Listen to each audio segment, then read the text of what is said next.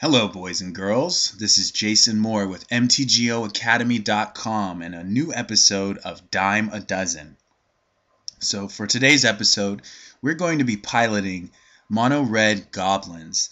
And this is a deck I've never actually taken into a daily event, but I think with my experience in playing aggressive, proactive, creature-based strategies, we should be able to do a fairly serviceable job piloting this deck.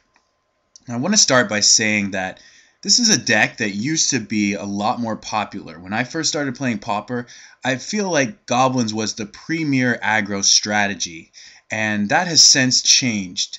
I think one of the main reasons is that it hasn't gotten a lot of upgrades from the Innistrad block or the M13 core set, whereas mono white, mono green have. And so those decks have risen in popularity and have been successful, whereas this one's kind of fallen by the wayside. It still does pop up. And my list is by no means special. It's something I put together through some of my own intuition and some of my preferences. But it does differ from the other decks that have been placing lately. So let's take a look at it. The land base I'm running is 18 basic mountains. Now, some Goblins decks will play 17 land, some will play 18, but almost all of them play a single Teetering Peaks.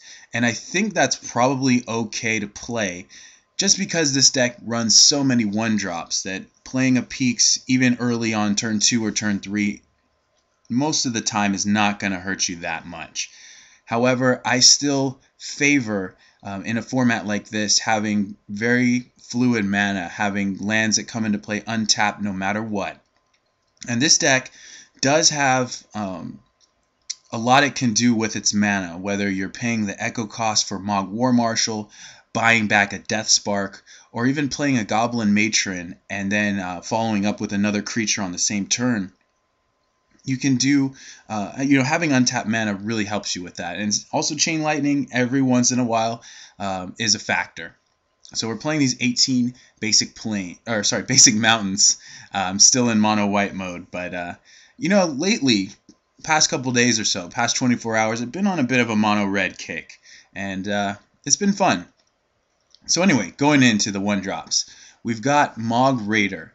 Now this, along with Goblin Sledder, is 4 copies of our 1-drop creature with this very dynamic activated ability. And I'll have to say, this is a straightforward deck, but it is very dynamic. There are a lot of things you can do with your creatures and with your spells, starting with this ability. So a couple things that this grants us is the ability to trade up with bigger creatures. Also allows us to make a creature big enough to survive certain removal. It also turns off things like Echoing Truth, Echoing Decay, and any kind of spell that targets and will gain life. We can make those spells fizzle. It can also fizzle a Capsize. So it has a lot of great applications, even though this guy is a 1/1. The other really important thing it can do is allow you to push through for extra damage when part of your team is being blocked. You can use those blocked creatures as fodder to pump up the unblocked creatures and push through for those last bits of damage. So 8 copies of this guy. As I said, we're running a lot of 1-drops, and one of the strongest aspects of playing Goblins is that you get 8 2-power 1-drop creatures with a very marginal downside in this deck. Like a lot of aggressively costed 1-drops, they require decks that are built around their downside or their conditional stipulation. And this is no different. We're playing 31 creatures in our main deck, and a lot of the times we're going to be able to keep this creature attacking. And I'll just reiterate that there are 8 copies. We have the Goblin cohort as well. Playing a singleton Martyr of Ashes in the main deck. And this is literally the 60th card in the deck. I had 1 slot left open, and I decided that Martyr of Ashes would be nice as a Mize against Storm decks. so we don't always lose game one to the Empty the Warrens decks, but it can also turn the tide in some creature matchups, I assume. I think this would be a pretty good way to wipe their board, hold back some of our creatures, and get a big edge. So as a one of, I think it was a decent inclusion. It is not a goblin, so some of the conditions that Goblin Sledder and Sparksmith require, well, this card really doesn't come into play and affect those. So that's something to keep in mind. Like I said, we've got the 4 Goblin Sledder, which is another copy of Mog Raider, essentially, and the 4 Goblin Cohort, which is another copy of Mog Conscripts. Now let's move on to some of our burn here. 4 Lightning Bolt, a very efficient, arguably the most efficient burn spell ever printed. Often used as a removal spell, often used as a finisher, a way to reduce our opponent's life total to 0, and at instant speed, just very strong. So kind of a no-brainer. And also 3 Death Spark. So I'm running 3 copies of this card because it is very good.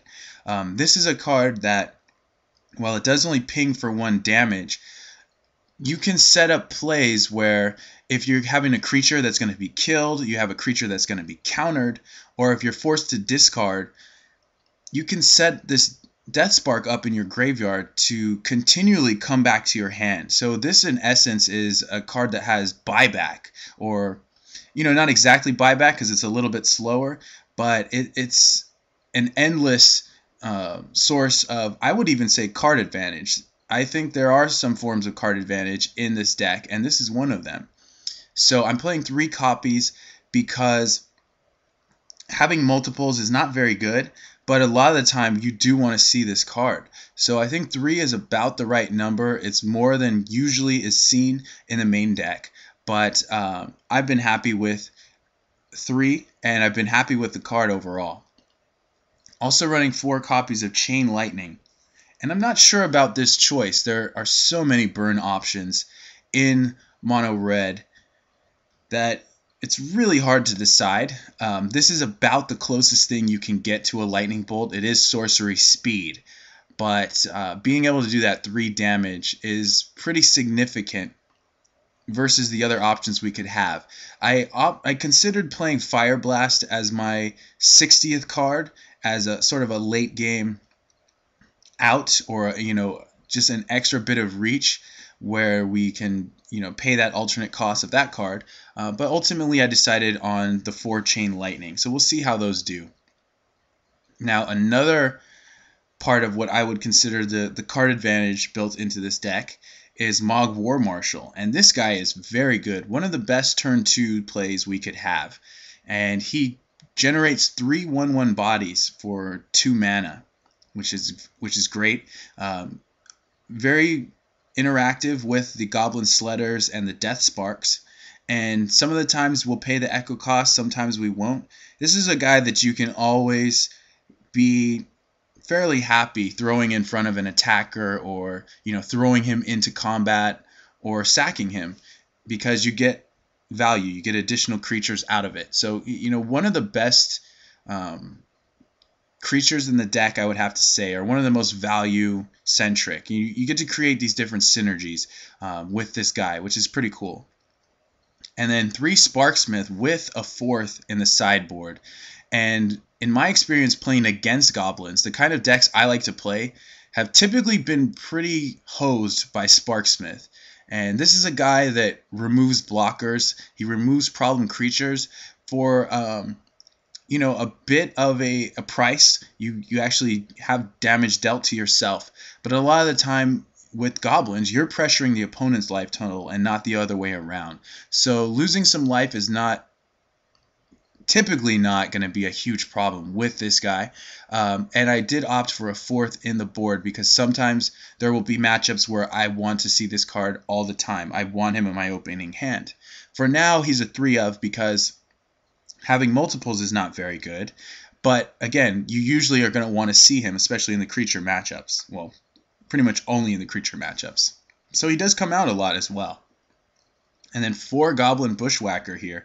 I put this along with the 2-drops because 99% of the time you're going to cast this with the kicker. And this is one of the win conditions of the deck. You know, the way the deck works is that you're applying pressure early on with goblins, and you're trying to set up a board where you can either get their life total down into burn range, or you can set up a Goblin Bushwhacker play, which anthems your whole team, gives your creatures haste. It itself will have haste, and you can swing in for double-digit amount of damage, usually over 10, and who knows, the sky's the limit with this guy. He's so good in the deck that we're running 3 Goblin Matron as well, and this is the other source of card advantage where she can tutor up a Goblin Bushwhacker when you need it.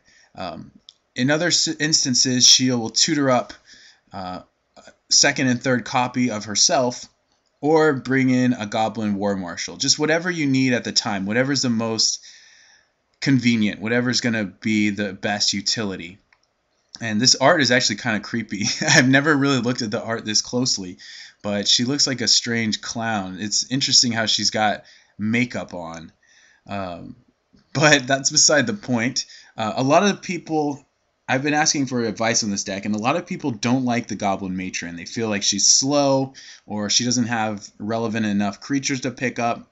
But I have to disagree. I think she's actually quite good in this deck.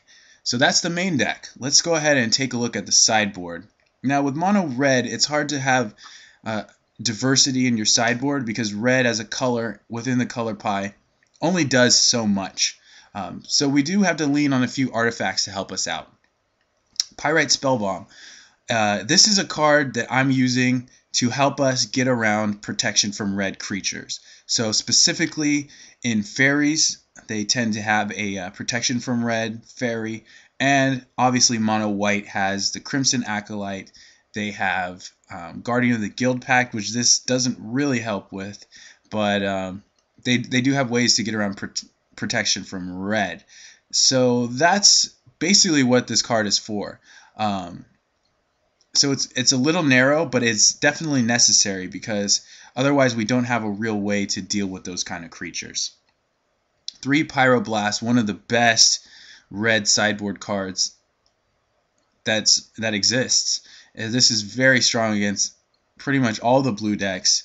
You can use it to fight a counter war. You can stop them from drawing cards or bouncing a creature. You can use it just as a straight up Doomblade sort of effect. So yeah, it comes in a lot. It's a very good card.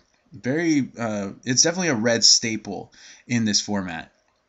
We have 3 Seismic Shudder. This is going to come in against the Mirror. It's going to come in against Empty the Warrens decks. And I think we can bring this in against Infect, perhaps Mono Green Stompy as well. This is a card that creates a bit of tension in our deck because we're playing a lot of cards that can die to this. In fact, without a Goblin Sledder, it becomes very tough not to just lose your whole board when you cast this. So you kind of have to try and develop a game plan around this card if you can. Sometimes you don't have that option. 3 Smash to Smithereens. This card is also great. This is a very strong red sideboard card as well. And this comes in against decks like fairies. They play Spire Golem. Sometimes they even bring in Serrated Arrows. And both of those cards, it's absolutely crucial that you can nullify them in order to have a better position in the game. It also come in against blue-red posts for the same reason, Serrated Arrows. They also have Prophetic Prism. So sometimes you can, get them off of their colors a little bit and still bolt them for 3. Obviously comes in against Affinity for the same reason. What I like about this card is that not only does it get rid of a problem permanent, it also advances our game plan of attacking the opponent's life total. So it's a burn spell and it's a removal spell. And then, like I said, the 4th Sparksmith in the board. In some matchups, I just want to have a turn 2 Sparksmith.